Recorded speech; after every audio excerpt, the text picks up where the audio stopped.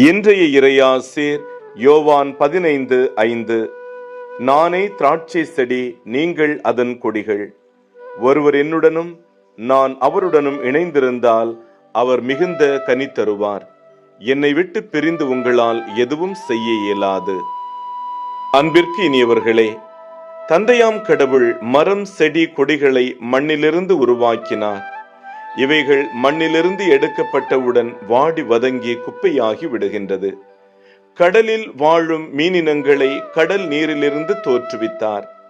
அவையும் கடலிலிருந்து எடுக்கப்பட்டவுடன் இறந்து போகின்றன. மனிதனை தன் உருவிலும் சாயலிலும் உண்டாக்குவோம் என்று கடவுள் தன்னிலிருந்து உருவாக்கினார். எனவே நாமும் அவரை விட்டு பிரிந்தால் இறந்தவர்கள் போல் ஆகிவிடுகிறோம். நம்மால் நன்மை எதுவும் செய்ய இயலாது.